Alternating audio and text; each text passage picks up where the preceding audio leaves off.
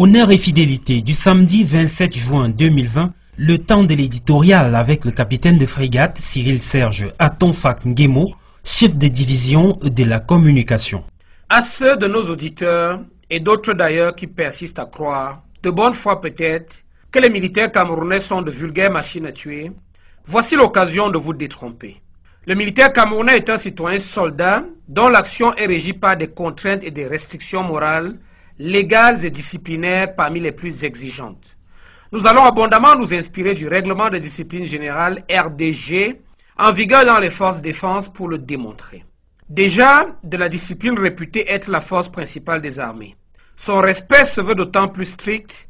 La discipline définit l'obéissance, régit l'exercice de l'autorité, s'applique à tous, précise à chacun son devoir et aide à prévenir les défaillances à tous les niveaux de la hiérarchie, tout ceci dans la limite des lois que s'est donné la nation. Toujours dans ce registre réglementaire, l'article 17 du règlement de discipline générale indique que le chef engage sa responsabilité pénale lorsqu'il prescrit notamment des actes contraires aux missions des forces de défense en tout lieu et en toutes circonstances. Il s'agit entre autres des actes portant atteinte à la vie, à l'intégrité, à la liberté des personnes et aux droits de propriété, des actes contraires aux lois et coutumes de la guerre.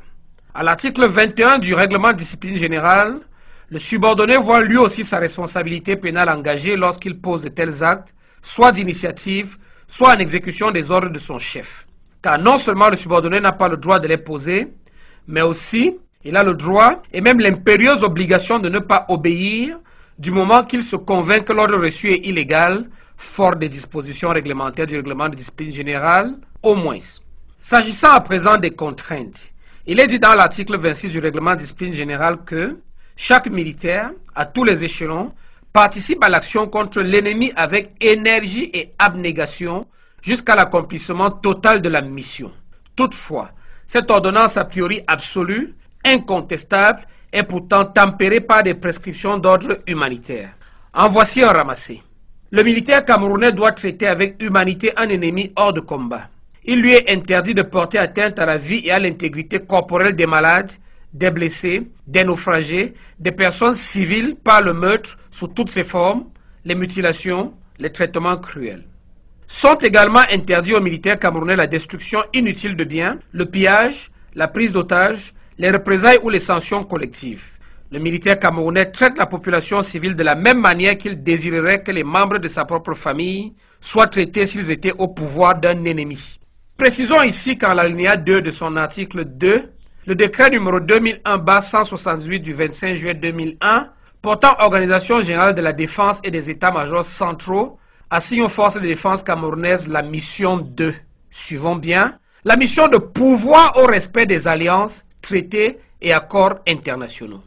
Cela étant, le militaire camerounais s'engage à respecter les dispositions de la Charte internationale des droits de l'homme, qui comprend entre autres instruments la Déclaration universelle des droits de l'homme, le Pacte international relatif aux droits économiques, sociaux et culturels, le Pacte international relatif aux droits civils et politiques et ses deux protocoles facultatifs.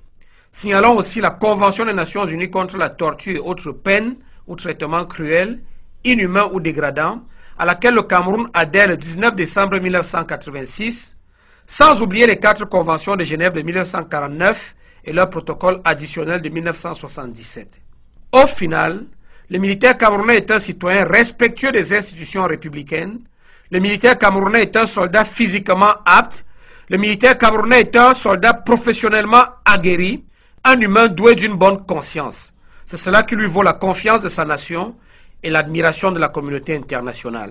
À samedi prochain. The English version of our today's editorial with Captain Asongalem Alem Ivan, head of the production unit of the communication division in the Ministry of Defense. For those of our listeners and perhaps others who persist in believing, perchance in good faith, that the Cameroon soldiers are unscoured killers, this is an opportunity to enlighten you. The Cameroon soldiers are citizens whose actions are ruled by some of the most demanding moral, legal and disciplinary constraints. We will densely draw our inspiration from the general disciplinary rules and regulations enforced in the defense forces to illustrate this. Already, discipline is reputed as the backbone of the military. Its respect is very strict. Discipline expresses obedience. It governs the exercise of authority. It applies to all, and precise to each his duty. It helps to prevent failures at all levels of the hierarchy, always within the confines of the laws of the nation.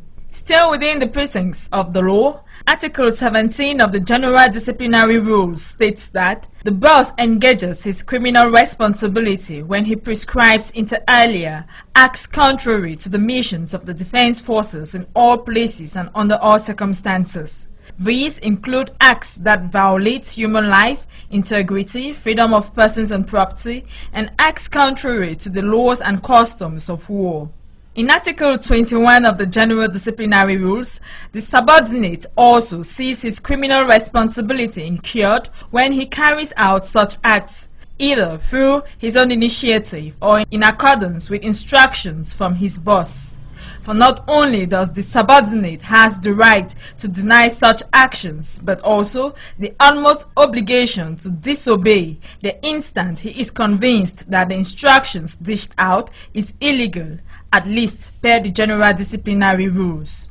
With regards to constraints, it is stated in Article 26 of the General Disciplinary Rules that each soldier at all levels contributes in the action against the enemy with all his might and abnegation, till the full accomplishment of mission. However, this seemingly absolute undisputable ordinance is mitigated by humanitarian requirements. Here's a collection of some of them. The Cameroon soldier must treat an enemy out of combat with humanity. It is forbidden to take away life and violate the integrity of the sick, the wounded, victims of shipwreck, civilians by all forms of killings, mutilations, and cruel treatment. The Cameroon military is also prohibited from the unnecessary destruction of property, looting, hostage-taking, reprisals, or collective punishment. The Cameroon soldier treats the civilian population in the same way he would like his own family members to be treated if in the keeping of an enemy. In Article 2, Paragraph 2 of Decree No. 2001/178 of 25th of July 2001 on the General Organization of Defense and Staff Quarters, the Cameroon Defense Forces is assigned the task to ensure the respect of international alliances, treaties, and agreements. However, the Cameroon soldiers committed to respecting the provisions of the International Charter of Human Rights, which includes other instruments like the Universal Declaration of Human Rights, the International Agreement on Economic, Social, and Cultural Rights, the International Agreement on Civil and Political Rights, and its 2 optional protocols. We should also mention the United Nations Convention against Torture and other cruel, inhuman, or degrading treatment or punishment, to which Cameroon adhered to in December 19, 1986, as well as the 4 Geneva Conventions of 1949 and their additional protocols of 1977.